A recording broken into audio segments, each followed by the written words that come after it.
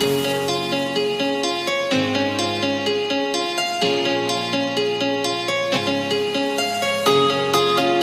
Day students, my self Reshma Kapoor. आज की class में हम एंटीबॉडी की बेसिक स्ट्रक्चर को पढ़ेंगे। एंटीबॉडी की स्ट्रक्चर, इसके टाइप्स, क्लासेस एंड फंक्शन एक इंपॉर्टेंट टॉपिक होता है। इसके ऊपर आपका लॉन्ग क्वेश्चन भी बन जाता है, शॉर्ट नोट में भी पूछ लिया जाता है। साथ ही एंटीबॉडीज के ऊपर कॉम्पिटिशन में भी 1 से 2 क्वेश्चन बन जाते हैं। फर्स्ट हम देखते हैं कि एंटीबॉडीज होती क्या है। एंटीबॉडीज एंटीजन बाइंडिंग ग्लाइकोप्रोटीन्स हैं। ग्लाइकोप्रोटीन्स हम ऐसे प्रोटीन के लिए बोलते हैं जिनमें अमीनो एसिड साइड चेन पर ओलिगोसैकेराइड कोवैलेंटली अटैच्ड होता है। एंटीबॉडीज बी सेल्स या बी लिम्फोसाइट्स के द्वारा सिंथेसाइज की जाती है। कलेक्टिवली सभी एंटीबॉडीज के लिए हम इम्यूनोग्लोबुलिन्स टर्म का यूज करते हैं और इनको हम आईजी से डेजिग्नेट करते हैं। इम्यूनोग्लोबुलिन्स हमारे सीरम में मिलने वाले ग्लाइकोप्रोटीन्स हैं। इनिशियली इनको एंटीटॉक्सिन नाम दिया गया था क्योंकि देखा गया था ये जो प्रोटीन्स होते हैं ये टॉक्सिन के अगेंस्ट काम करते हैं, टॉक्सिन को न्यूट्रलाइज करते हैं। एंटीबॉडीज नाम पॉल एलरिच के द्वारा बाद में दिया गया है। एंटीटॉक्सिन को पॉल एलरिच ने एंटीबॉडी टर्म दिया और बताया कि सीरम में मिलने वाले प्रोटीन्स एंटीजन के साथ में इंटरेक्ट करते हैं, एंटीजन को बाइंड करते हैं, उनको न्यूट्रलाइज करते हैं। ये जो सीरम होता है, ये सीरम क्या है इसको हम देखते हैं। हमारा जो ब्लड होता है, ब्लड के 2 मेन कंपोनेंट्स होते हैं, plasma and blood cells. Blood में से अगर हम ब्लड सेल्स को निकाल दें तो जो फ्लूइड हमें मिलेगा उसको हम प्लाज्मा कहेंगे। प्लाज्मा में से सभी क्लोटिंग फैक्टर्स को निकाल दिया जाए, सभी क्लोटिंग फैक्टर्स को निकाल दिया जाए तो हमको सीरम मिलता है। सीरम में मेनली 2 टाइप्स के प्रोटीन मिलते हैं, एल्बुमिन्स एंड ग्लोब्युलिन्स। ग्लोब्युलिन्स के 3 टाइप हैं, अल्फा, बीटा एंड गामा। ये देखा गया है कि जो एंटीबॉडीज होती है हमारे सीरम में मिलने वाले गामा ग्लोब्युलिन्स हैं।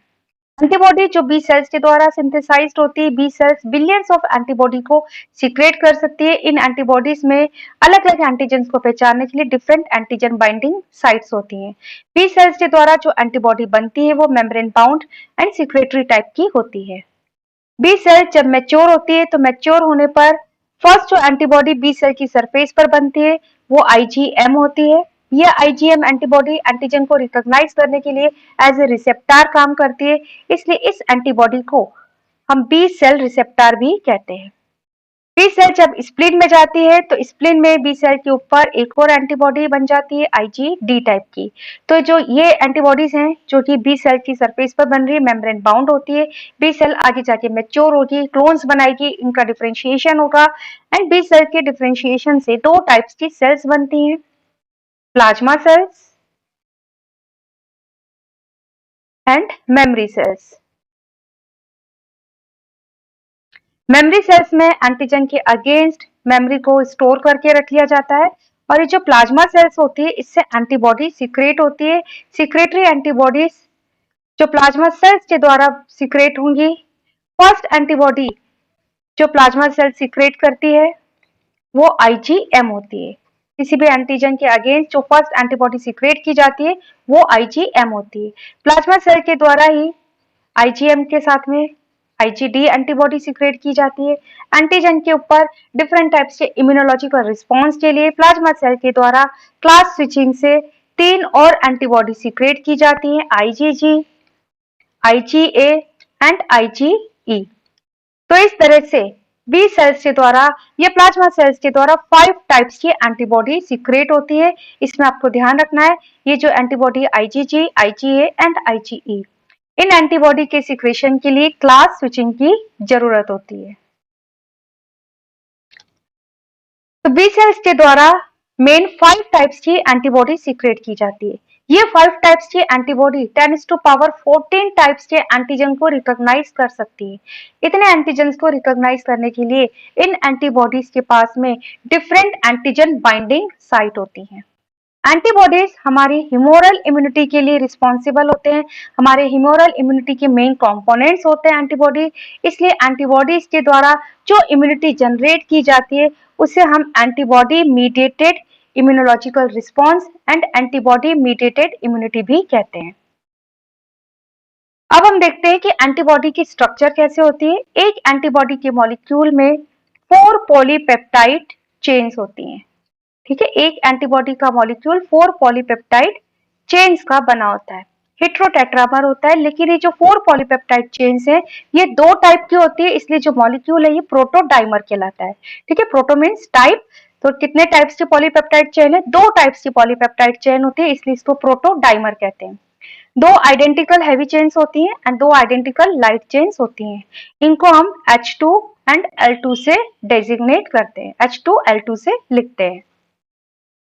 ये जो हैवी एंड लाइट चेन्स हैं ये आपस में इस तरह से बॉन्डेड होती है, इस तरह से इनकी फोल्डिंग होती है, इनका एसोसिएशन ऐसा होता है कि ये एंटीबॉडी को एक वाई शेप्ड स्ट्रक्चर देती है।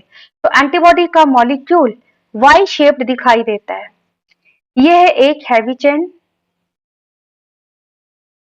ये दूसरी आइडेंटिकल हैवी चेन। दोनों चेन्स आइडेंटिकल होती हैं। दोनों हैवी चेन्स आपस में डाइसल्फाइड लिंकेज के द्वारा एसोसिएटेड होती है।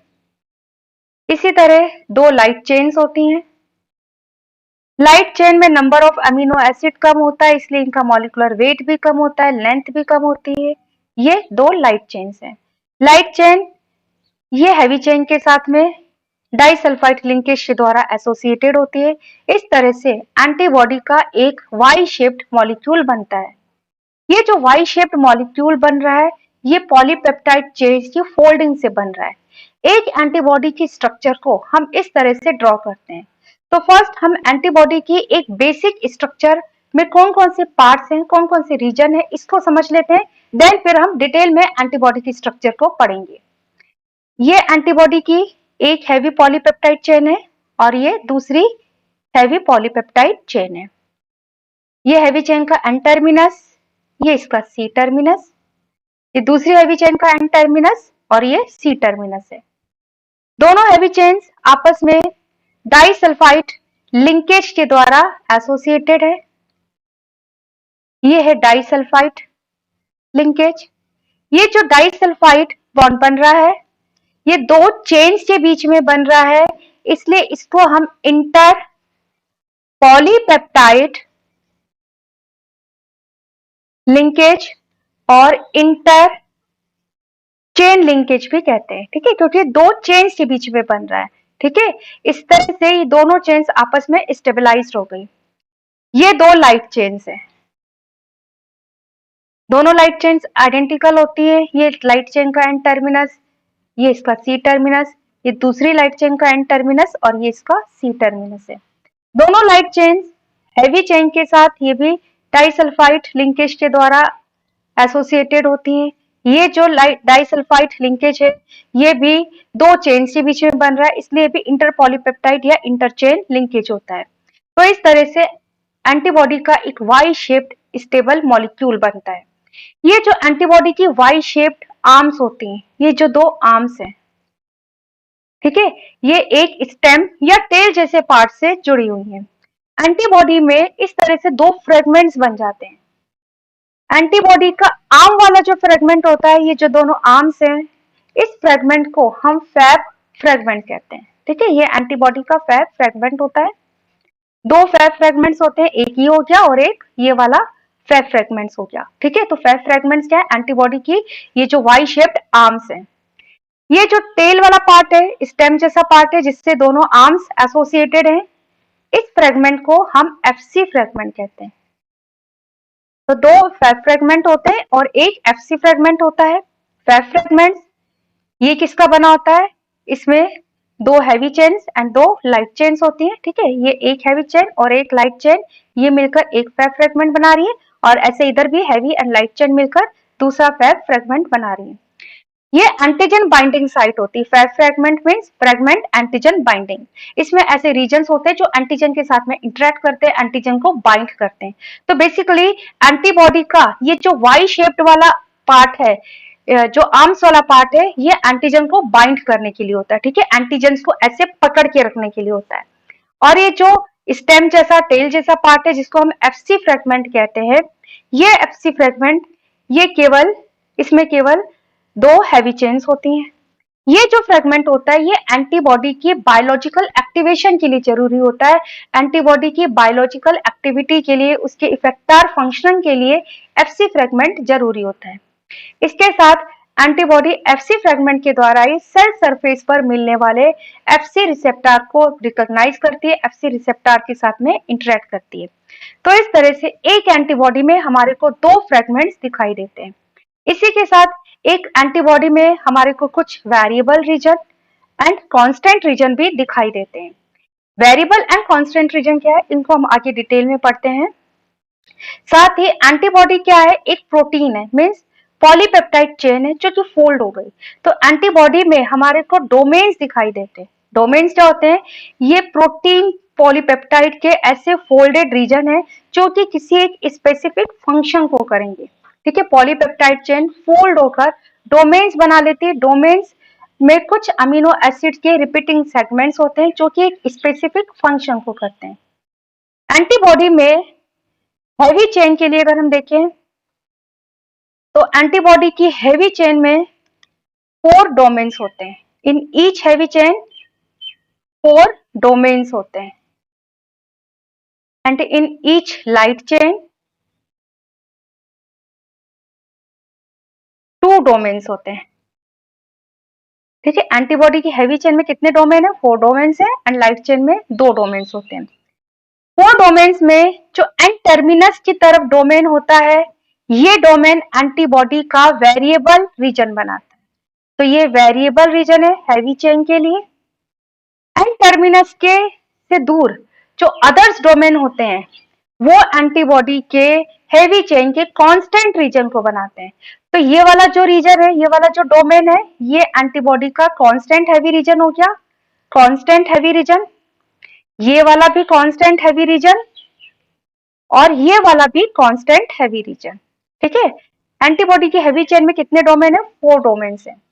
4 डोमेन्स में से जो एन टर्मिनस की तरफ डोमेन है वो वेरिएबल रीजन है and rest of the domains ये कांस्टेंट रीजन बनाते हैं। इसी तरह लाइट चेन में 2 डोमेन्स होते हैं। लाइट चेन का एन टर्मिनस की तरफ जो डोमेन होता है उसको हम वेरिएबल रीजन कहते हैं। ये लाइट चेन का वेरिएबल रीजन हो गया VL और ये लाइट चेन का कांस्टेंट रीजन हो गया CL। तो इस तरह से एक बेसिक एंटीबॉडी में हमारे को 2 फ्रेगमेंट्स दिखाई देते हैं, Fab fragment and Fc fragment. Fab fragment में 2 variable regions and 2 constant region होते हैं, या 2 heavy chains and 2 light chains होती है।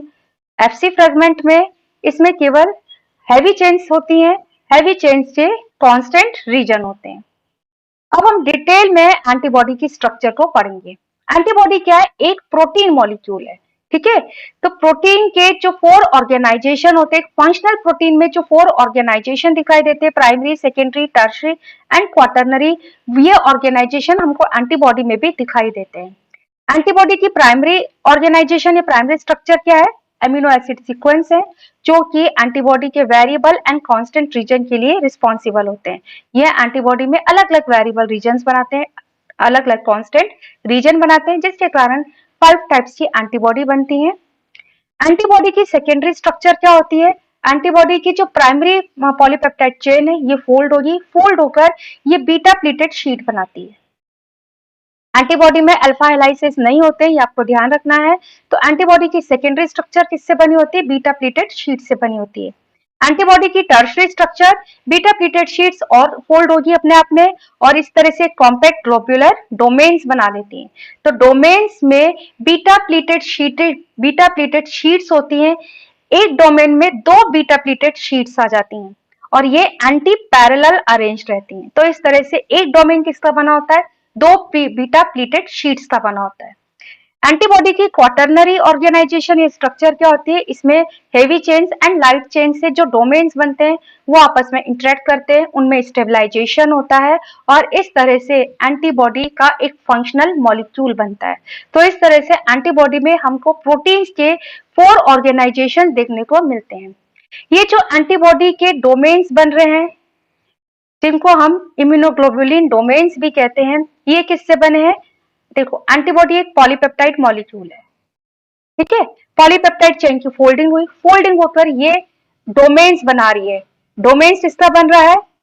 डोमेन्स में नियर अबाउट 110 अमीनो एसिड का एक रिपीटिंग सीक्वेंस होता है। ठीक है, 110 अमीनो एसिड रिपीट होकर इस तरह से एक डोमेन बना लेते हैं। प्राइमरी स्ट्रक्चर जो कि सिंपल चेन है पॉलीपेप्टाइड की, ये फोल्ड होगी, फोल्ड होकर ये बीटा प्लीटेड शीट्स बना रही है। दो बीटा प्लीटेड शीट्स आपस में एंटी पैरेलल अरेंज्ड होकर एक डोमेन को बनाती हैं। तो एक डोमेन में नियर अबाउट 110 अमीनो एसिड होते हैं। ठीक है, और हमको पता है, आपने प्रोटीन की स्ट्रक्चर में पढ़ा होगा कि जो बीटा शीट्स बनती है वो बीटा स्ट्रैंड से बनती हैं। तो एक डोमेन में दो बीटा शीट्स होती हैं, एक बीटा शीट में 3 बीटा स्ट्रैंड्स होते हैं एंड दूसरी बीटा शीट में 4 बीटा स्ट्रैंड्स होते हैं। तो इस तरह से जो एक डोमेन बनता है जो कि एक स्पेसिफिक फंक्शन को करेगा, उस डोमेन में दो बीटा शीट्स होती हैं, दो बीटा शीट्स होती हैं एंड 7 बीटा स्ट्रैंड्स होते हैं। ठीक है, 7 बीटा स्ट्रैंड्स होते हैं एंड टोटल अमीनो एसिड्स कितने होते हैं? 110 अमीनो एसिड्स होते हैं। एंटीबॉडी की जो हैवी चेन होती है, दोनों हैवी चेन्स आइडेंटिकल हैं। In each heavy chain near about 450 amino acids होते हैं जिनका वेट 50 टू 60 किलो डाल्टन होता है। एंटीबॉडी की ये पॉलीपेप्टाइड हैवी चेन्स आपस में फोल्ड होंगी, फोल्ड होकर 4 डोमेन्स बना लेती है।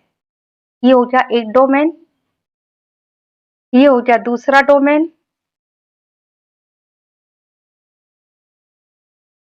ये third domain and this one fourth domain. ठीक है, ये एक चेन है, पॉलीपेप्टाइड हैवी चेन है जो कि 450 अमीनो एसिड्स की बनी है। इसकी प्राइमरी स्ट्रक्चर, सेकेंडरी स्ट्रक्चर में बीटा शीट्स बनी, टर्शरी स्ट्रक्चर में डोमेन्स बने हैं। ठीक है, डोमेन्स में हमने पढ़ लिया दो बीटा शीट्स हैं एंटी पैरेलल अरेंज्ड। तो इस तरह से 4 डोमेन्स बन जाते हैं। ये दूसरी हैवी चेन, ये उसके डोमेन्स हैं।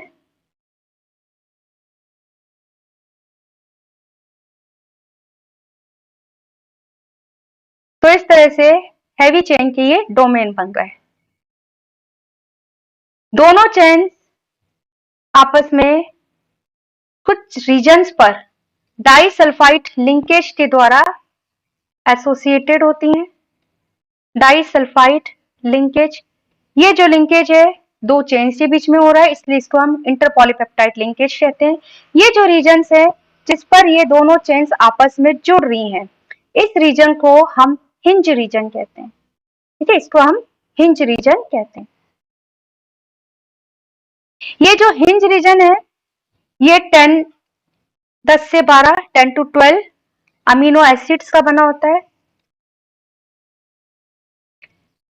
हिंज रीजन एंटीबॉडी को फ्लेक्सिबिलिटी देता है। ठीक है, ये एंटीबॉडी को फ्लेक्सिबिलिटी देता है। यहां पर आपको ये ध्यान रखना है कि एंटीबॉडी आईजीएम एंड आईजीई, इसमें हिंज रीजन एब्सेंट होता है। ठीक है, तो हिंज रीजन क्या है? जहां पर एंटीबॉडी की दोनों हैवी चेन्स आपस में डाइसल्फाइड लिंकेज के द्वारा जुड़ी होती है, उसे हम हिंज रीजन कहते हैं। हिंज रीजन 10 से 12 अमीनो एसिड्स का बना होता है और ये एंटीबॉडी को फ्लेक्सिबिलिटी देता है। लेकिन IgM and IgE, in antibody में हिंज रीजन एब्सेंट होता है। एंटीबॉडीज में हैवी चेन में ये जो 4 डोमेन्स बनते हैं, ये चारों डोमेन्स भी आपस में डाइसल्फाइड लिंकेज के द्वारा स्टेबलाइज रहते हैं। तो यहां पर भी डाइसल्फाइड लिंकेज पाया जाता है जिससे ये चारों डोमेन्स आपस में स्टेबलाइज रहते हैं। ये जो डाइसल्फाइड लिंकेज हो रहा है, ये लिंकेज चेन के अंदर ही हो रहा है, तो इसको हम इंट्रा पॉलीपेप्टाइड और इंट्रा चेन लिंकेज कहते हैं। ठीक है, तो इस तरह से ये डोमेन्स आपस में डाइसल्फाइड लिंकेज के द्वारा एसोसिएटेड रहते हैं और स्टेबलाइज्ड हो जाते हैं। हैवी चेन में 4 डोमेन्स होते हैं। कितने डोमेन्स है हैवी चेन में? 4 डोमेन्स हैं। ये हैवी चेन का एन टर्मिनस, सी टर्मिनस, दूसरी हैवी चेन का N terminus and C terminus. ये जो 4 डोमेन्स होते हैं, ये 4 डोमेन्स हैवी चेन के 2 अलग-अलग रीजन्स बनाते हैं, variable region and constant reason. ये जो वेरिएबल रीजन है, ये क्या है, इसको अब हम समझते हैं। वेरिएबल रीजन क्या होते हैं? एंटीबॉडी का एन टर्मिनस की तरफ जो डोमेन होता है, इस डोमेन को हम वेरिएबल रीजन कहते हैं। ठीक है, ये हैवी चेन का वेरिएबल रीजन है, इसको हम VH से लिखते हैं। कई अमीनो एसिड्स के जब एन टर्मिनस की तरफ वेरिएबल रीजन्स में अमीनो एसिड की सीक्वेंसिंग की गई, अमीनो एसिड के सीक्वेंस को देखा गया, तो ये देखा गया कि जो एन टर्मिनस की तरफ वाला डोमेन होता है, इस डोमेन में antibody to antibody highly variation दिखाई देते हैं, अमीनो एसिड के सीक्वेंस में वेरिएबिलिटी दिखाई देती है। तो इसलिए इस डोमेन को, इस रीजन को हम वेरिएबल रीजन कहते हैं, जो कि एंटीबॉडी टू एंटीबॉडी अलग होता है। हमने पढ़ा है कि जो बी सेल्स होती हैं, बी सेल्स के मैच्योरेशन में हमने पढ़ा था कि बी सेल्स 10⁻14 टाइप के एंटीजन को रिकॉग्नाइज करने के लिए 10⁻14 टाइप्स की बी सेल्स बनती है। जस्ट सपोज ये B1 है कोई, ये B2 मैच्योर हुई, ये B3 मैच्योर हुई। हमने देखा था कि B1 किसी एंटीजन X को पहचानती है, B2 किसी एंटीजन Y को रिकॉग्नाइज करती है, B3 किसी एंटीजन Z को रिकॉग्नाइज करती है। X को रिकॉग्नाइज करके B1 IgM बनाएगी, यही B1 IgDB बनाएगी, इसी B1 के द्वारा IgG, IgA एंड IgE ये एंटीबॉडीज बनेंगी। इसी तरह B2 जो Y एंटीजन को रिकॉग्नाइज करेगी, Y एंटीजन के लिए ये B2 भी IgM बनाती है, IgDB बनाती है, IgG भी बनाती है एंड IgA एंड IgE भी बना सकती है। मीन्स बी सेल्स के द्वारा एंटीबॉडीज तो 5 टाइप्स की बन रही है, लेकिन ये जो 5 टाइप्स की एंटीबॉडीज है, ये अलग अलग एंटीजन को पहचान रही है। ये जो IgM है, जो कि X एंटीजन को पहचानती है, लेकिन ये जो IgM है, ये IgM Y एंटीजन को पहचानती है। तो ये कैसे होता है? ये होता है इनके एन टर्मिनस की तरफ जो डोमेन मिलता है, उन डोमेन्स में अमीनो एसिड्स का सीक्वेंस अलग होता है।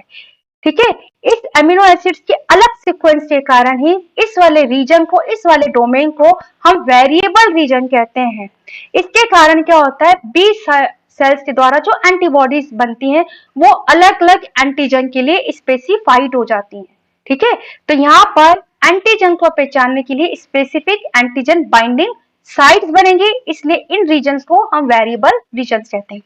अदर जो रीजन्स हैं, अदर जो डोमेन्स हैं, जिनको हम कांस्टेंट रीजन कह रहे हैं, rest of the 3 domains constant region बनाते हैं। इसका मतलब ये है कि इनमें जो अमीनो एसिड्स के सीक्वेंस होते हैं, इन डोमेन्स में जो अमीनो एसिड्स के सीक्वेंस होंगे, उनमें इतने ज्यादा वेरिएशंस देखने को नहीं मिलते, ये कांस्टेंट होते हैं। कांस्टेंट होने के कारण ही, इन डोमेन्स के कारण ही 5 टाइप्स की ही एंटीबॉडी बनती है। IgM, IgD, IgA, IgG and IgE 5 types की ही एंटीबॉडी बनती है। ठीक है, लेकिन वेरिएबल रीजन्स के अलग अलग होने के कारण IgM X को पहचानती है और ये जो IgM है, ये Y को पहचानेगी, या कोई दूसरी IgM जो कि Z एंटीजन को पहचानेगी। ठीक है, तो इस तरह से 4 डोमेन्स 2 रीजन्स में डिवाइड होते हैं, variable region and constant reason. Heavy chain में 3 कांस्टेंट रीजन होते हैं। ये हो गया कांस्टेंट हैवी चेन का फर्स्ट रीजन, ये हो गया CH2 कांस्टेंट सेकंड रीजन, और ये हो गया कांस्टेंट थर्ड रीजन। तो इस तरह से हैवी चेन में जो 4 डोमेन्स होते हैं, वो 4 रीजन्स बनाते हैं। एक वेरिएबल रीजन होता है और 3 कांस्टेंट रीजन होते हैं। अभी जो कांस्टेंट रीजन है, इन कांस्टेंट रीजन का काम क्या होता है? ये जो कांस्टेंट रीजन होते हैं, ये कांस्टेंट रीजन ग्लाइकोसाइलेशन के लिए इंपॉर्टेंट होते हैं। ठीक है, ग्लाइकोसाइलेशन एंटीबॉडी के इफेक्टर फंक्शनल की एफिशिएंसी को बढ़ाता है। ग्लाइकोसाइलेशन को इनहिबिट करके देखा गया कि ये कॉम्प्लीमेंट पाथवे के एक्टिवेशन के लिए जरूरी होता है। इसी के साथ ये जो कांस्टेंट रीजन होते हैं, जिसमें ग्लाइकोसाइलेशन की साइट्स होती हैं, ये एंटीबॉडी की डेंसिटी को डिक्रीज करते हैं, जिससे एंटीबॉडी का फ्लोटिंग बढ़ता है और एंटीबॉडी सेकेंडरी लिम्फोइड ऑर्गन से निकलकर टिश्यूज में जाते हैं जहां पर ये अपना काम करेंगे। इसी के साथ ये जो साइट्स होती है कांस्टेंट रीजन जहां पे ग्लाइकोसाइलेशन होता है, ये प्रोटीजेज से भी एंटीबॉडीज को प्रोटेक्ट करके रखते हैं। तो इसलिए ये जो कांस्टेंट रीजन्स होते हैं जहां पर ग्लाइकोसाइलेशन होता है, ये ग्लाइकोसाइलेशन एंटीबॉडी की फंक्शनिंग के लिए जरूरी होता है। हेवी चेन्स में ग्लाइकोसाइलेशन की मेजर साइट CH2 होती है। यहाँ पर आपको ये ध्यान रखना है एंटीबॉडी के लिए जो IgM एंड IgE एंटीबॉडी होती है, इसमें ग्लाइकोसाइलेशन की जो साइट होती है वो CH3 डोमेन होता है। ठीक है, IgM एंड IgE के लिए CH3 डोमेन मेजर ग्लाइकोसाइलेशन की साइट होती है। IgM एंड IgE टाइप में टोटल 5 डोमेन्स होते हैं। ठीक है, इसमें एन टर्मिनस की तरफ एक वेरिएबल डोमेन और 4 कांस्टेंट डोमेन्स होते हैं। हमने पढ़ा था कि IgM एंड IgM में हिंज रीजन नहीं पाया जाता। ठीक है, इसमें हिंज रीजन नहीं होता। हिंज रीजन की जगह IgM एंड IgM में एक एक्स्ट्रा डोमेन होता है। तो IgM एंड IgA में ग्लाइकोसाइलेशन की जो मेजर साइट्स होती हैं वो CH3 डोमेन होता है। हेवी चेन के जो कांस्टेंट रीजन है, कांस्टेंट रीजन 5 टाइप्स के होते हैं। एंटीबॉडी में 5 टाइप्स के कांस्टेंट रीजन मिल सकते हैं, mu, gamma, alpha, delta and epsilon. ठीक है, हेवी चेन्स में कांस्टेंट रीजन कितने टाइप्स के? 5 टाइप्स के हो सकते हैं। लेकिन एक एंटीबॉडी में एक ही टाइप का कांस्टेंट रीजन प्रेजेंट होगा, या तो म्यू टाइप का होगा, या गामा टाइप का होगा, या अल्फा टाइप का होगा, या डेल्टा टाइप का, या इप्सिलॉन टाइप का। ठीक है, 5 टाइप्स के कांस्टेंट रीजन हो सकते हैं, लेकिन एक एंटीबॉडी में एक ही टाइप का कांस्टेंट रीजन प्रेजेंट होता है। IgG एंटीबॉडी में गामा टाइप का कांस्टेंट रीजन प्रेजेंट होता है। इसको हम ऐसे भी कह सकते हैं, अगर किसी एंटीबॉडी में गामा टाइप का कांस्टेंट रीजन है तो वो एंटीबॉडी कौन सी एंटीबॉडी बनाएगी? IgG टाइप की। इसी तरह अगर अल्फा टाइप का कांस्टेंट रीजन है तो वो एंटीबॉडी IgA एंटीबॉडी बनेगी। डेल्टा टाइप का कांस्टेंट रीजन है तो वो एंटीबॉडी IgD बनेगी। म्यू टाइप का है तो IgM बनेगी, एंड इप्सिलॉन टाइप का है तो IgE एंटीबॉडी बनेगी। ये जो कांस्टेंट रीजन होते हैं, ये कांस्टेंट रीजन एंटीजन बाइंडिंग के लिए रिस्पॉन्सिबल नहीं होते हैं। एंटीजन को बाइंड करने में इनका रोल नहीं होता। ठीक है, मेजर ये ग्लाइकोसाइलेशन की साइट्स होते हैं, एंटीबॉडी की डेंसिटी को कम करते हैं, फ्लोटिंग को बढ़ाते हैं और साथ ही कॉम्प्लीमेंट पाथवे को एक्टिवेट करते हैं। एंटीबॉडी के इफेक्टर फंक्शनल के लिए जरूरी होते हैं। लेकिन ये वाला जो कांस्टेंट रीजन है जो कि फैब रीजन में आ रहा था, ठीक है, हमने पढ़ा था ना, ये फैब पार्ट होता है जो एंटीबॉडी की आर्म्स होती हैं। ठीक है, फैब पार्ट होता है जिसको हमने मेजर एंटीबॉडी साइट कहा था।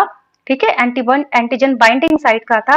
तो ये जो CH1 वाला जो साइट है, कांस्टेंट रीजन 1 होता है, ये एंटीजन को बाइंड करने में इसका रोल नहीं होता, लेकिन ये एंटीजन के साथ में इंटरेक्ट करने में एंटीबॉडी की स्ट्रक्चर को एक्सटेंड कर देता है।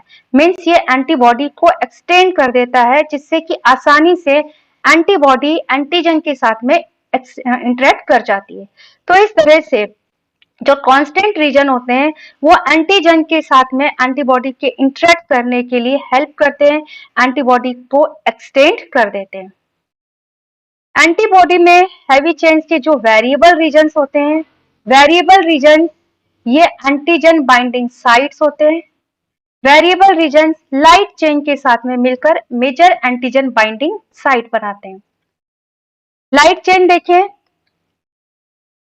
तो इसी तरह एंटीबॉडी में 2 आइडेंटिकल लाइट चेन्स होती हैं।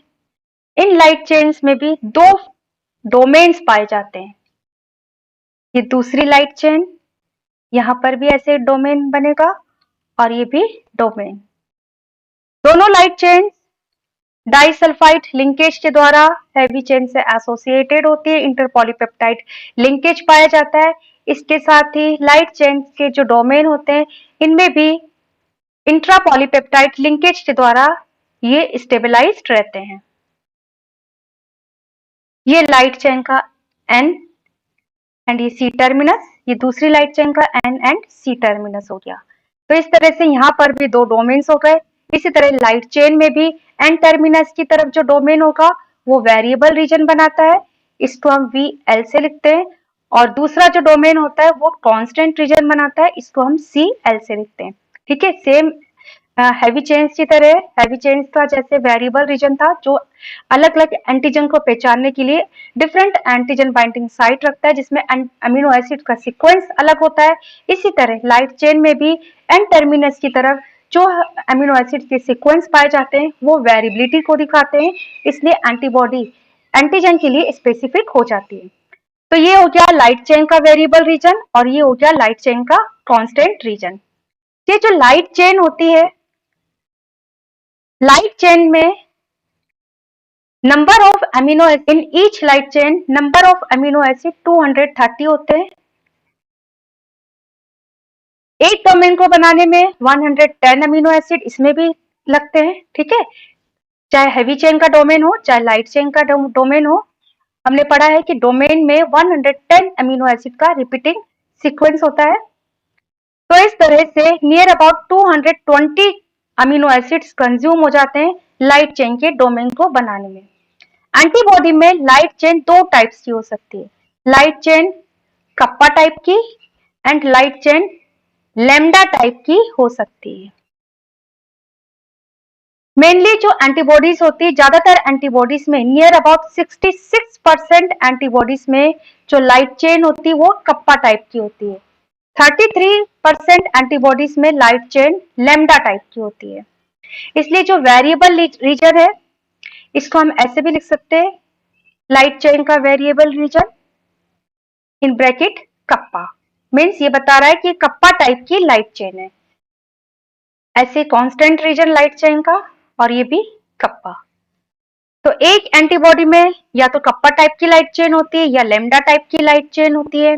अगर लेमडा टाइप का होगा तो हम ऐसे लिखेंगे V L lambda and C L lambda. लेकिन ऐसा नहीं होता कि एक लाइट चेन कप्पा टाइप की हो और एंड एक लेमडा टाइप की हो। तो इस तरह से लाइट चेन में भी variable region and constant reason मिलते हैं। नेक्स्ट है पैराटॉप। पैराटॉप क्या होता है? Light chain and heavy chain दोनों चेन्स के वेरिएबल डोमेन ये मिलकर पैराटॉप बनाते हैं। पैराटॉप एंटीजन को बाइंड करने वाली मेन साइट्स होती हैं जो कि heavy chains and light chain के वेरिएबल डोमेन से बनी होती है। तो एंटीजन का variable heavy and variable light ये मिलकर पैराटॉप बनाता है। तो फैट फ्रेगमेंट्स में जो पैराटॉप रीजन होता है ये मेनली एंटीजन को बाइंड करता है। ठीक है, एंटीजन को बाइंड करने वाली ये मेन साइट्स होती हैं।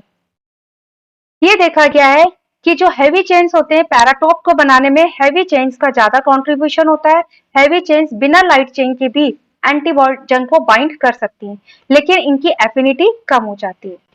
नेक्स्ट है कॉम्प्लीमेंटेरिटी डिटरमाइनिंग रीजन्स। एंटीबॉडीज में कुछ सीडीआर्स भी प्रेजेंट होते हैं। ये सीडीआर्स क्या होते हैं? जब डिफरेंट एंटीबॉडीज के अलग अलग एंटीबॉडीज के वेरिएबल रीजन से अमीनो एसिड्स की सीक्वेंसिंग की गई और इनके बीच में कंपेयर किया गया। यहाँ पर एक ग्राफ प्लॉट कर रहे हैं, ये एन से सी टर्मिनस की तरफ है and variable region variable heavy and variable light means दोनों चेन्स के वेरिएबल रीजन्स पर अमीनो एसिड्स की सीक्वेंसिंग की गई अलग अलग एंटीबॉडीज में एंड देन इनका कंपेयर किया गया। वाई एक्सिस पर परसेंट वेरिएबिलिटी को रखते हैं। तो अलग अलग एंटीबॉडीज में वेरिएबल रीजन्स पर जब अमीनो एसिड्स को देखा गया, अमीनो एसिड्स को कंपेयर किया गया, तो क्या देखा कि अमीनो एसिड्स जो होते हैं वो वेरिएबिलिटी को दिखाते हैं। ठीक है, कुछ जगह पर ये वेरिएबिलिटी पीक्स दिखाती है,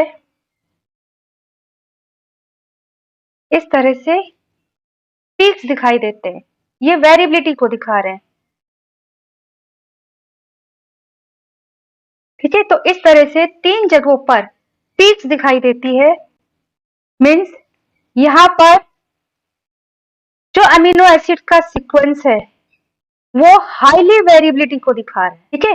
तो ये जो पीक्स दिखाई देते हैं जब अमीनो एसिड्स के वेरिएबल रीजन्स को कंपेयर किया गया, वाई एक्सिस पर इनकी वेरिएबिलिटी को देखा गया, तो ये पीक्स दिखाई दे रहे हैं। पीक्स दिखा रहे हैं मतलब ये कुछ अमीनो एसिड सीक्वेंस में वेरिएशंस हैं, ठीक है, अलग अलग अमीनो एसिड्स का सीक्वेंसेस है, लेकिन 3 जगह पर पीक्स दिखाई देती है, ठीक है। पीक्स मत पर हाईली वेरिएबिलिटी दिखाई देती है।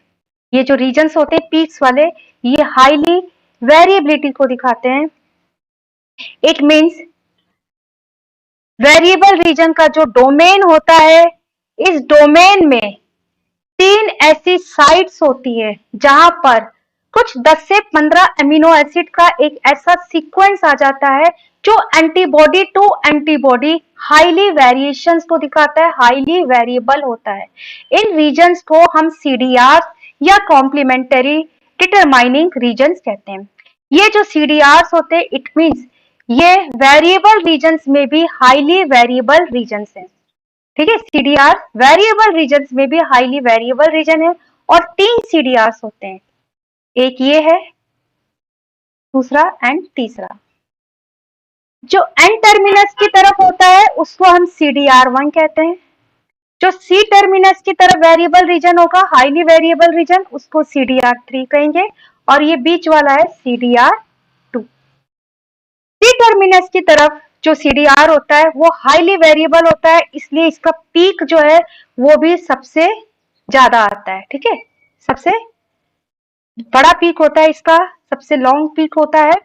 तो सीडीआर क्या है? सीडीआर वेरिएबल रीजन में मिलने वाले हाईली वेरिएबल रीजन है, जिसमें 10 से 15 अमीनो एसिड्स का कुछ ऐसा सीक्वेंस आ जाता है जो antibody to antibody highly variations को दिखाते हैं, इसलिए इनको हम सीडीआर कहते हैं। सीडीआर में जो सीडीआर थर्ड होता है ये मोस्ट वेरिएबल रीजन है और ये सी टर्मिनस की तरफ होता है। तो इस तरह से एंटीबॉडी में heavy chains and light chains दोनों एंटीबॉडी टाइप में, दोनों के वेरिएबल रीजन में सीडीआर रीजन भी मिलते हैं, सीडीआर1, सीडीआर2 एंड सीडीआर3। इन सीडीआर रीजन के कारण एंटीबॉडी जो होती है एक सिंगल अमीनो एसिड में भी अगर एंटीजन में डिफरेंस है तो उसको रिकॉग्नाइज कर लेती है। तो हाईली स्पेसिफाइड इम्यूनिटी के लिए ये रिस्पॉन्सिबल हो जाती है। इनके कारण ही जो बी सेल्स होती है वो हाईली डाइवर्सिफाइड होती है। 10⁻14 टाइप्स के एंटीजन को बी सेल्स रिकॉग्नाइज कर सकते हैं। अब हम एंटीबॉडी की स्ट्रक्चर को रिव्यू कर लेते हैं। एक एंटीबॉडी में 4 पॉलीपेप्टाइड चेन होती है, 2 heavy chain and 2 light chain. Heavy chain में 4 डोमेन्स होते हैं। ये 4 डोमेन्स 2 रीजन बनाते हैं, variable region and constant reason. In each heavy chain एक वेरिएबल रीजन होता है एंड 3 कांस्टेंट रीजन होते हैं। कांस्टेंट रीजन ये ग्लाइकोसाइलेशन की मेजर साइट्स होती है। इन जनरल एंटीबॉडी में कांस्टेंट रीजन जो सेकंड होता है वो ग्लाइकोसाइलेशन का मेजर साइट होता है। इसी तरह लाइट चेन इसमें भी 2 डोमेन्स होते हैं। ये दोनों डोमेन्स एक वेरिएबल रीजन और एक कांस्टेंट रीजन बनाते हैं। ये लाइट चेन के वेरिएबल रीजन एंड ये कांस्टेंट रीजन है। एंटीबॉडी की ये दोनों चेन्स डाइसल्फाइड लिंकेज के द्वारा स्टेबलाइज्ड रहती है। दोनों हैवी चेन्स के बीच में डाइसल्फाइड लिंकेज होता है और जहां से ये एंटीबॉडी की दोनों चेन्स जुड़ी रहती है उसे हम हिंज रीजन कहते हैं। Heavy chains and light chain भी इंटरपॉलीपेप्टाइड लिंकेज के द्वारा आपस में जुड़ी रहती है, एसोसिएटेड रहती हैं। एंटीबॉडी के ये जो वेरिएबल रीजन्स होते हैं, heavy chains and light chain दोनों के वेरिएबल रीजन मिलकर पैराटॉप बनाते हैं। पैराटॉप एंटीबॉडी का वो रीजन है जो कि एपिटोप को रिकॉग्नाइज करेगा, एपिटोप को इंटरेक्ट करके एपिटोप को बाइंड करता है। तो पैराटोप एपिटोप बाइंडिंग साइट होती है। वेरिएबल रीजन्स में भी 3 CDRs प्रेजेंट होते हैं। एन टर्मिनस की तरफ जो CDR होता है वो CDR1, देन CDR2 एंड सी की तरफ जो CDR प्रेजेंट होता है उसे CDR3 कहते हैं। ये वेरिएबल रीजन के अंदर मिलने वाले हाईली वेरिएबल रीजन्स हैं। इनके कारण एंटीबॉडी जो होती है एक सिंगल अमीनो एसिड में भी अगर डिफरेंस है तो उसको एक अलग एंटीजन की तरह एंटीबॉडी रिकॉग्नाइज करती है। तो इस तरह से एंटीबॉडी की वाई शेप्ड स्ट्रक्चर में हमको 2 फ्रेगमेंट्स दिखाई देते हैं।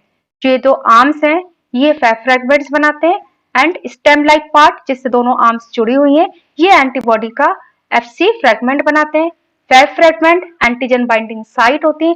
हालांकि जो इसका CH1 वाला डोमेन है फैब फ्रेगमेंट का जो कांस्टेंट डोमेन होता है वो एंटीजन बाइंडिंग साइट में पार्ट नहीं लेता है, लेकिन ये एंटीजन के साथ में इंटरेक्ट करने के लिए एंटीबॉडी को एक्सटेंड कर देता है। Now gene expression for antibody. Heavy chain के लिए जो जीन होता है वो 14th क्रोमोसोम पर प्रेजेंट होता है। हम ये ह्यूमन के केस में बात कर रहे हैं। ह्यूमंस में हैवी चेन के जीन 14th क्रोमोसोम पर है। लाइट कप्पा चेन का जीन 2nd क्रोमोसोम पर होता है एंड लैम्डा चेन का जीन 22nd क्रोमोसोम पर पाया जाता है। ठीक है, ये ह्यूमंस के लिए, अदर एनिमल्स पर किसी और क्रोमोसोम पर प्रेजेंट होगा। सभी जो जीन्स होते हैं एलिलिक एक्सक्लूजन को दिखाते हैं, मींस एक एलील जो मदर से आता है और एक एलील जो फादर से आता है, तो उसमें एक बार में एक एलील का एक्सप्रेशन होगा। अगर मदर से आने वाला, जस्ट सपोज मदर से आने वाला कप्पा एलील एक्सप्रेस होता है तो फादर का कप्पा एक्सप्रेस नहीं होगा। तो इसी तरह वाइस वर्सा होगा। ठीक है, पहले जो कप्पा एलील्स होते हैं, कप्पा चेन को बनाने वाले जो एलील्स होते हैं वो एक्सप्रेस्ड होते हैं।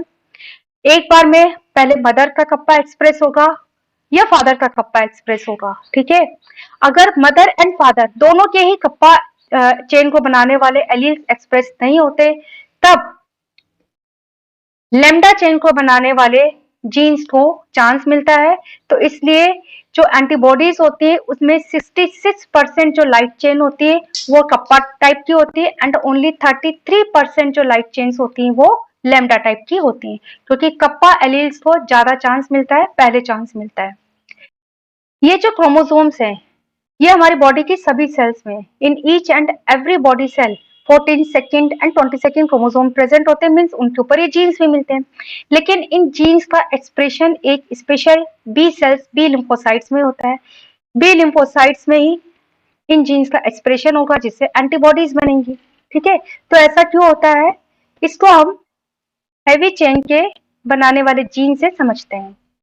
बी सेल का जब हमने मैच्योरेशन पढ़ा था तो उसमें हमने देखा था कि बी सेल जब मैच्योर होती है तो फर्स्ट इनमें जीन्स को एक्सप्रेस करने के लिए VDJ रिकॉम्बिनेशन होता है। जस्ट सपोज ये कोई जीन है, ये हैवी चेन को बनाने वाला जीन है। ये जीन सभी सेल्स में अपनी इनएक्टिव फॉर्म में होता है। इस जीन में 2 सेगमेंट्स होते हैं। एक सेगमेंट वेरिएबल रीजन को बनाने के लिए और एक सेगमेंट होता है कांस्टेंट डोमेन को बनाने के लिए या कांस्टेंट रीजन को बनाने के लिए। ये जो कांस्टेंट रीजन को बनाने वाला सेगमेंट होता है ये भी 5 सब सेगमेंट्स में डिवाइडेड होता है। ठीक है, इसमें भी 5 रीजन्स मिलते हैं। तो कांस्टेंट रीजन में भी 5 अलग अलग रीजन्स मिलते हैं। ये जो 5 रीजन्स होते हैं इनका जो ऑर्डर होता है mu, delta, gamma, alpha and epsilon. ठीक है, ये 5 इस ऑर्डर में, ये कांस्टेंट रीजन में भी 5 सब सेगमेंट्स मिलते हैं। इसी तरह ये जो वेरिएबल रीजन होता है जो वेरिएबल डोमेन को बनाएगा ये 3 सेगमेंट्स में डिवाइड होता है। इसमें भी 3 सेगमेंट्स पाए जाते हैं। एक सेगमेंट V, दूसरा सेगमेंट डी और तीसरा सेगमेंट जे होता है। ठीक है, वी, डी एंड जे। तो इस तरह से वेरिएबल रीजन भी 3 सेगमेंट्स में डिवाइड होता है, वी, डी एंड जे। तीनों सेगमेंट्स हंड्रेड्स ऑफ सेगमेंट्स में, हंड्रेड्स ऑफ रीजन्स में डिवाइडेड होते हैं। मीन्स V1, V2, V3, इस तरह से V100। ऐसे ही ये जो D सेगमेंट है, इस D में भी हंड्रेड्स ऑफ रीजन्स हैं, D1, D2, D3, इस तरह से D100। इसी तरह ये जो J रीजन है, इसमें भी हंड्रेड्स ऑफ रीजन्स होते हैं, J1, J2 एंड J100। ठीक है, तो इस तरह से ये जो हेवी चेन का जीन है, ये 2 variable regions and constant region में डिवाइडेड है। वेरिएबल रीजन्स में भी 3 सेगमेंट्स है, VDJ, एंड कांस्टेंट रीजन में 5 सब सेगमेंट्स है, mu, delta, gamma, alpha and epsilon. ठीक है, इस ऑर्डर में ये सेगमेंट्स होते हैं। ये जो जीन्स होता है, इसको एक्टिव होने के लिए जरूरी होता है कि वी, डी एंड जे, ये जो सेगमेंट्स हैं, ये आपस में फ्यूज हो, और इनके फ्यूजन के लिए ही VDJ रिकॉम्बिनेशन होता है, जो कि बी सेल में होता है। ठीक है, VDJ रिकॉम्बिनेशन के द्वारा ये जो सेगमेंट है, ये आपस में फ्यूज होते हैं। जब ये रिकॉम्बिनेंट होंगे तो रेंडमली कोई सा भी सेगमेंट आकर फ्यूज हो सकता है। जैसे मान लो कोई एक सेगमेंट V से आ गया, V2, D से कोई दूसरा सेगमेंट आ गया, जस्ट सपोज मान लिया D5, एंड J से कोई और सेगमेंट आ गया, J7। तो रेंडमली ये सेगमेंट आकर फ्यूज होंगे। तो इस तरह से VDJ रिकॉम्बिनेशन होगा। इसके बाद में जो फर्स्ट सेगमेंट आएगा कांस्टेंट रीजन का, वो म्यू होगा। ठीक है, फर्स्ट सेगमेंट जो आएगा कांस्टेंट रीजन का, वो म्यू होता है। इसलिए जो फर्स्ट एंटीबॉडी बनती है, वो IgM बनती है। हमने पढ़ा है IgM कब बनती है, जब म्यू टाइप का कांस्टेंट रीजन होता है। तो फर्स्ट जो एंटीबॉडी बनती है, वो IgM टाइप की बनती है। तो यहाँ पर अलग अलग सेगमेंट्स VDJ रिकॉम्बिनेशन में आ जाते हैं, अलग अलग कॉम्बिनेशन में। ठीक है, कोई V5 आ गया, D8 आ गया एंड J2 आ गया। तो ये जो वेरिएबल रीजन बनेंगे, अब इनसे जो वेरिएबल रीजन का एक्सप्रेशन होगा, जो जीन्स आएंगे, अमीनो एसिड का सीक्वेंसिंग होगा, वो कुछ अलग होगा। तो इसलिए इन रिकॉम्बिनेशंस में रैंडमली सेगमेंट्स आते हैं, तो अलग अलग टाइप्स के एंटीजन को बाइंड करने वाले डिफरेंट वेरिएबल रीजन्स बन जाते हैं। तो VDJ रिकॉम्बिनेशन रिस्पॉन्सिबल होता है बी सेल्स की डाइवर्सिटी के लिए। अब यहाँ पर जो फर्स्ट कांस्टेंट रीजन आता है, वो हमेशा म्यू होता है।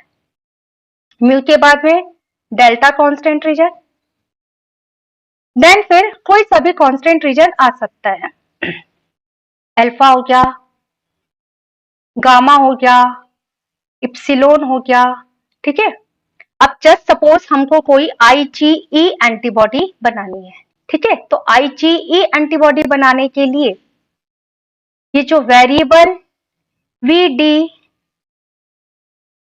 के सेगमेंट्स हैं, इनके साथ में यहाँ पर इप्सिलोन होना चाहिए। ठीक है, तो इप्सिलोन को लाने के लिए क्या होता है, जो इससे पहले वाले ये जो कांस्टेंट सेगमेंट्स हैं, इनको डिलीट करना होता है। इनको डिलीट करना होता है, और ये जो डिलीट करना है, इसी को हम क्लास स्विचिंग कहते हैं। ठीक है, हमने पढ़ा है ना कि क्लास स्विचिंग के द्वारा IgG, IgA and IgE antibody बनती है। ठीक है, तो इप्सिलोन सेगमेंट्स को आगे लाने के लिए इसके पहले जो कांस्टेंट रीजन के सेगमेंट्स होंगे, उनको डिलीट करना होता है। ये डिलीट करना ही क्लास स्विचिंग होता है। क्लास स्विचिंग के द्वारा अब क्या होगा, epsilon segment in VDJ segments के साथ में जुड़ गया। अब ये जीन एक्सप्रेस होगा, एक्सप्रेस होकर ये जीन IgE एंटीबॉडी को बना लेगा। तो इस तरह से एंटीबॉडी पे जीन्स का एक्सप्रेशन होता है। स्टूडेंट्स, आज की क्लास में हमने एंटीबॉडी की एक बेसिक स्ट्रक्चर को पढ़ा है। आई होप आपके लिए ये वीडियो बेनिफिशियल होगा, आपको एंटीबॉडी की स्ट्रक्चर समझ में आई होगी। नेक्स्ट क्लास में हम एंटीबॉडीज के टाइप्स, क्लासेस एंड फंक्शन को डिस्कस करेंगे। मेरे चैनल को यदि आपने सब्सक्राइब नहीं किया है तो प्लीज चैनल को सब्सक्राइब जरूर करें। वीडियो अच्छा लगे तो लाइक करें, अपने फ्रेंड्स के साथ में शेयर करें। टॉपिक के रिगार्डिंग आपकी कोई क्वेरी है तो आप मुझे मैसेज कर सकते हैं। डिस्क्रिप्शन में मेरा नंबर दिया गया है। Thank you so much students.